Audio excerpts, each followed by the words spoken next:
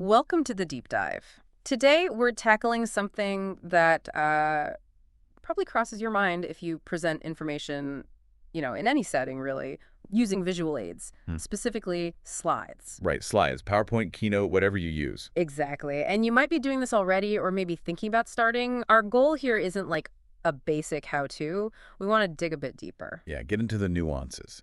We've been looking at this chapter, Using Aids, from Robert Little's book, Reimagining Preaching and Leading Worship. And it's surprisingly relevant, isn't it? Even though tech moves so fast. Totally. I mean, he talks about the whole progression. Apparently, someone once used milk bottles, then overhead projectors, I acetates. remember those. Acetates. Yeah, and now PowerPoint, which is everywhere. Okay. And there'll be something new soon, no doubt. Which kind of brings us to the core question, I think. Are the slides we use actually helping the message land? Or are they sometimes, well, A distraction. yeah, exactly, a shiny thing that pulls focus? So that's what we want to explore in this deep dive. Let's start with the basics, the tech itself. Okay. So one thing Little really emphasizes is the skill of the people running the tech, your support team. Right, not just the slides themselves, but who's clicking next. Precisely. Because if they're not proficient, it can make the whole thing look, well, the book says amateurish. Ouch. But true, you don't want that undermining your message. No way. And technical glitches, we've all seen them. They just pull everyone right out of the moment. They kill the flow. Oh, definitely. I think everyone sat through a presentation where the tech feeling was the main takeaway, right? For all the wrong reasons, yeah. You remember the frozen screen, not the point the speaker was making? And tied to that, there's the really practical point about compatibility. Does your file actually work on their system? Sounds obvious. But easily missed in the rush. For sure. And then there's the question of who advances the slides. Is it you, the speaker? Meaning you have to keep saying, next slide, please. Yeah, which can feel a bit clunky, can it? It breaks your rhythm. It really can. Or the alternative. A totally scripted presentation. Cues all marked for the tech team. But that can feel really rigid, less spontaneous. Finding that balance is tricky. Okay, so that's the tech layer. What about actually making the slides? The design part. Right, the creative bit. Little suggests developing your own style, like a recognizable visual signature. Interesting idea, your handiwork, as he puts it. Yeah. But more fundamentally, he stresses keeping text minimal, like really minimal. Even for quotes. Resist putting the whole paragraph up. Definitely. Just the essence. And then there's this very specific recommendation for readability. Ah, yes, the colors. This was fascinating. Bold yellow letters on a dark blue background. Specifically mentioned for helping people with dyslexia, but probably good for contrast generally. That's a huge shift from the default black on white we see so often. Something really practical to consider for accessibility. It really is. Thinking about everyone in your audience. Then there's typeface. Fonts. Fonts. Always a debate. What's the take here? Well, it notes the trend towards sans serif fonts, like Calibri or Arial, over serif fonts like Times New Roman. Right, the ones without the little feet on the letters. Exactly. It's framed partly as, current fashion, what people expect to see now. Sans serif often feels cleaner on screens. It does seem more modern, I suppose. Less stuffy. Maybe. It just signals that you're current. And linking back to readability, there's a hard rule on size. Ah, the 40-point minimum text size. Yes, never smaller than 40 point, which sounds massive. It really does. But on a screen in a larger room, it makes sense. And it automatically stops you from writing essays on your slides. Good point. Forces conciseness. What about bullet points? Ah, bullets. The rule of thumb mentioned is, well, a bit quirky. Use an odd number. An odd number, like 1 or 3. Ideally 3 at most, apparently. The reasoning given is that odd numbers are more memorable. Huh. Okay. I'm not sure about the memorability science there, but the underlying point. Is keep it concise. Exactly. Exactly. 3 points max. Odd or even, just keep it brief. Don't overwhelm. Got it. Minimal text, bold, accessible colors, modern fonts, big text, few bullet points. Okay. Now, images. Yes, the power of pictures. The argument here is they should just illustrate. They need to amplify, enhance the message. Go beyond just showing what you're talking about. Right. Little encourages using creative, maybe even slightly surreal images, things that spark the imagination. Make people think, connect it to their own lives, not just a literal depiction. Exactly. Yeah. But then there's a really important caution, particularly sensitive, images of Jesus. Ah, yes. This needs careful thought. Absolutely. Yeah. The book flags how traditional portrayals, often, Caucasian, sort of Western European looking, can feel exclusive or just plain inaccurate to many. And potentially create negative perceptions, yeah. It's about representation. It really is. So That. the suggestion is maybe explore alternatives, more suggestive imagery. Like focusing on his hands, scarred perhaps, or just seeing him from behind. Less specific. Something like that. It avoids locking into one potentially problematic depiction. Be thoughtful about how diverse audiences might react. Makes sense.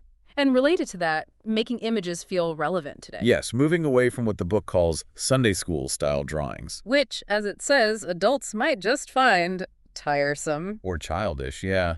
Find visuals that connect with people now. Contemporary feel. Okay, so thoughtful, amplifying images. What about how many slides and the pacing? Good question. The guideline offered is about 10 slides for a 20-25-minute talk. 10 slides. Okay, that feels manageable. It's a useful benchmark. It is. And then, just to throw a curveball, it mentions Pechakucha. Right, the 20 slides, 20 seconds each format. Super fast. Very fast. Presented as maybe an extreme option, but potentially memorable for certain contexts, maybe? Like a family talk, or even playfully a sermon, though he admits that might be pushing it. A preaching technique too far, I think was the phrase.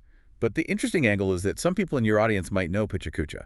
Ah, so they might have that rapid-fire style in the back of their minds as a comparison. Could be. It just raises awareness of different visual rhythms. Yeah. But sticking to the conventional, that 10-slide structure. Yeah, how might that break down? The suggestion is pretty straightforward.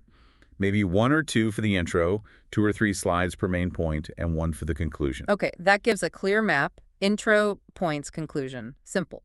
Provides a solid framework. Now, before we get carried away designing, a really crucial point: copyright. Yes, so important, especially now with everything ending up online. Absolutely vital. The source is very clear.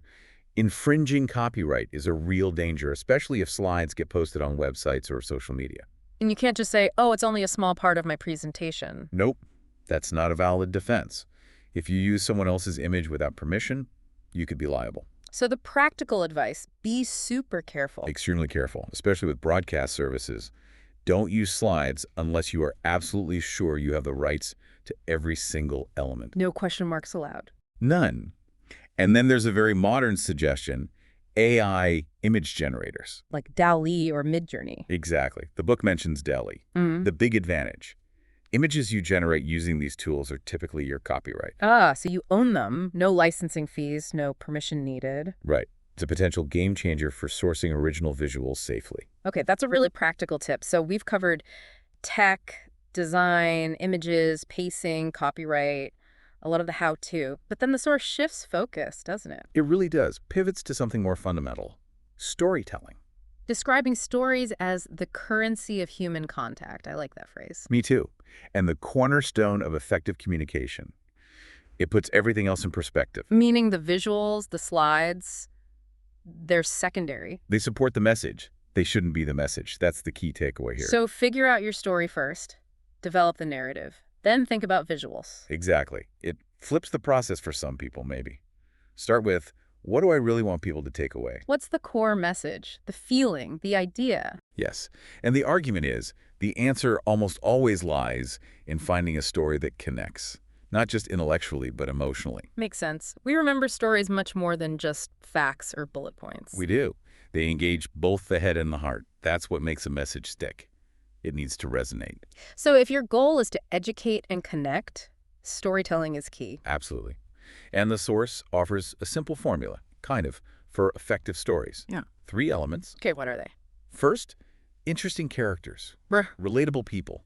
And if you're in a church context, the Bible is full of them. True. Characters we can see ourselves in or learn from. Second. Sparkling dialogue, using direct quotes or maybe dramatizing conversations a bit, makes it feel real. Brings it to life. Less like a dry report. And the third element. A lesson, a clear takeaway. What's the point? Tying it all together meaningfully. Characters, dialogue, lesson. Simple framework. But effective. And underlying all of it is knowing your audience, or at least making a good guess about their needs, their interests. So the story feels relevant to them. Exactly. It has to land in their world. Right. So wrapping this all up then, it seems like using slides effectively is, well, it's more than just knowing PowerPoint shortcuts. Much more. We've touched on the tech side, the importance of skilled operators, The design principles, minimal text, accessible colors, big fonts, fewer bullets. the power, and the potential problems. With images, especially sensitive ones, You're thinking about pacing. How many slides? The Pecha comparison. those crucial copyright warnings, and the AI image solution. And then pulling it all together, the absolute primacy of the story. Yeah, the narrative comes first. The visuals serve the narrative, not the other way around. The slides are aids, tools to amplify. Precisely. They amplify a message that's already well-crafted and engaging. Yeah. They can't rescue a weak message or poor delivery. So maybe the final thought for everyone listening as they plan their next presentation or sermon is to really ask, what story am I trying to tell? Yeah, start there. And then ask, how can these visual tools, these slides, genuinely help me tell that story better? How can they serve the core message, not overshadow it? Finding that balance, that's the art, isn't it? Between visual impact and the clarity of your actual point. Definitely something to think about. Thanks for taking this deep dive with us.